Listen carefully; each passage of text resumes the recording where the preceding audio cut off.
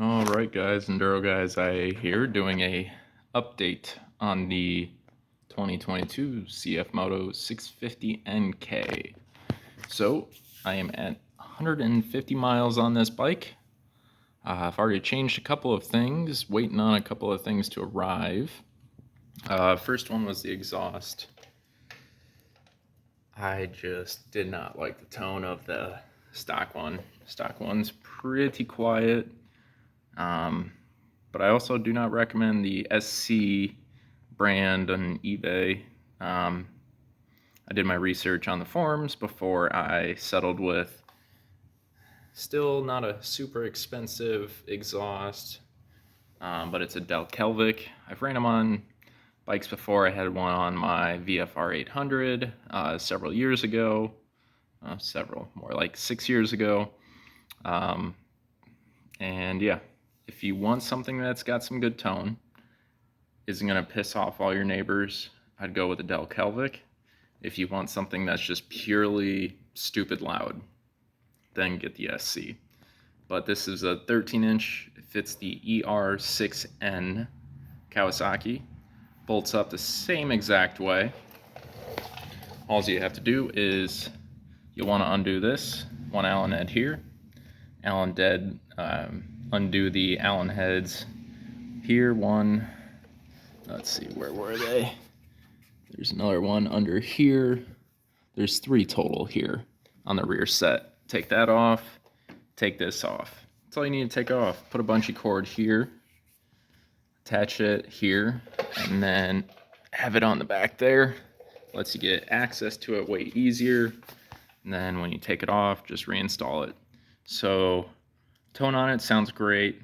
I'm not going to do exhaust tone today. If you guys want to hear it, let me know. I'll make a video on it specifically. But just want to give my thoughts after the first 150 miles. So seat, takes some getting used to. It's pretty thin, very bony. So if you have a bony butt, you may want to look into adding some new foam. I don't go, the max I've went so far is 50 miles. No complaints. But if you do have a bony butt, then you might want to add some foam to it. Suspension is a big one for me. This bike rides stiff. I'm not a light person. I'm 214 pounds. Also probably not all that heavy for my height, 6'8", but it rides stiff. You hit small bump, you feel it in your kidneys. Front brakes are way better than the back brakes. Backs are really spongy, fronts grab like crazy. I'm primarily a front brake kind of person, unless I'm riding my big V twin here.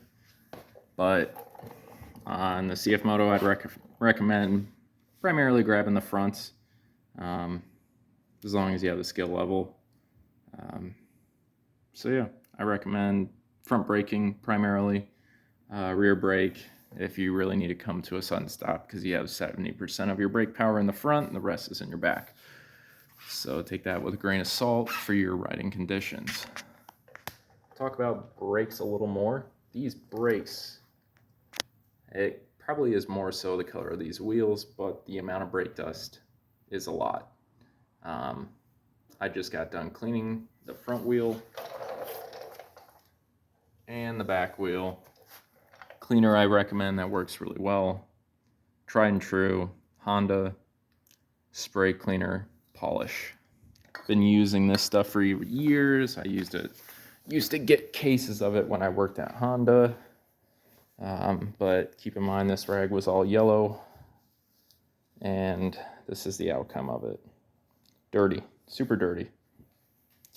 You're gonna have way more brake dust. Sorry guys, can't talk today. On the back.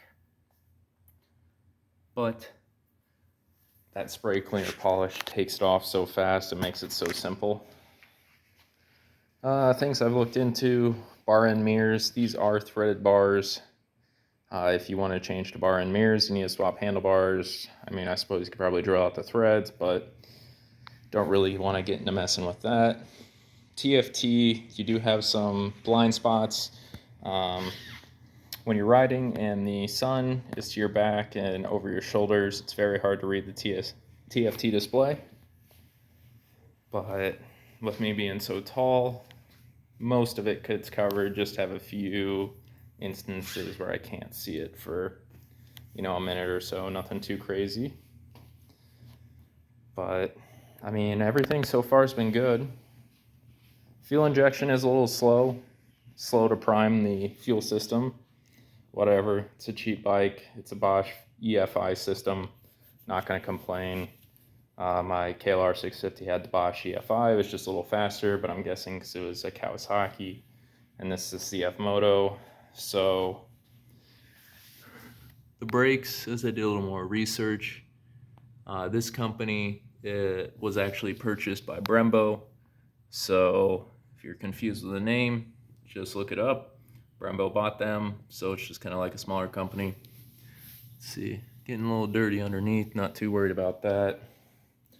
Recommend just cleaning the whole bike with spray cleaner polish. Makes life easy.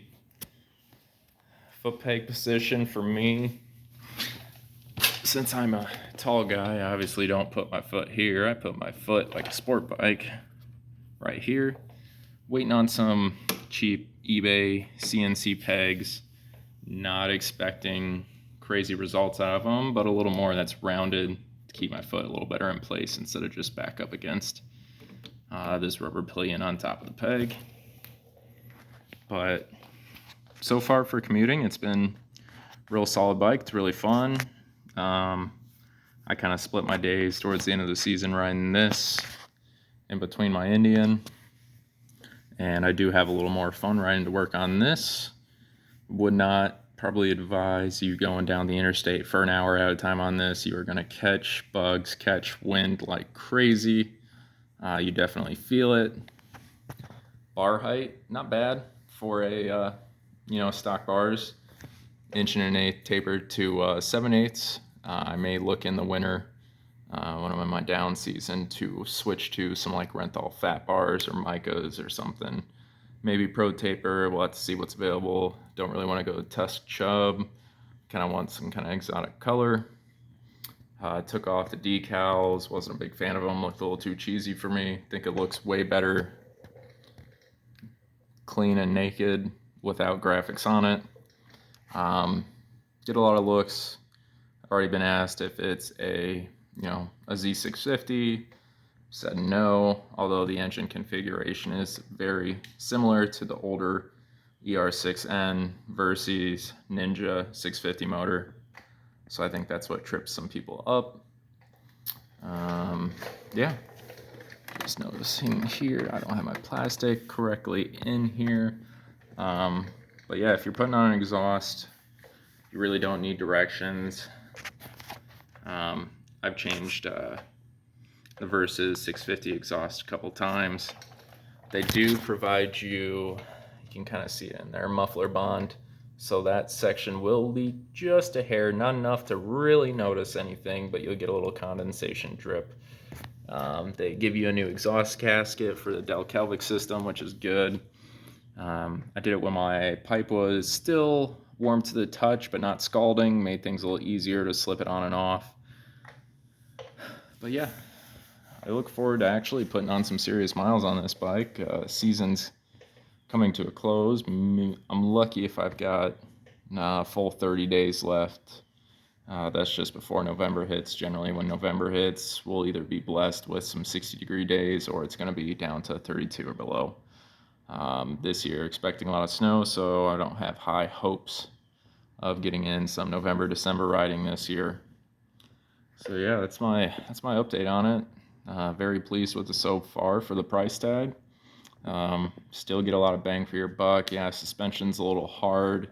The lighting though, the lighting at nighttime is excellent. The brights, they will blind anybody coming down the road. So I primarily just leave it on low beam. Don't really even need to use high beam. Will say I did order a tail tidy. There's a company out of Australia. You can buy them on eBay. I think that's easier than going directly to their website because you get a little more buyer's protection when it comes from another country. But it was about $136 Australian dollar, which when I purchased it converted down to about 86 bucks. So I look forward to putting that on here.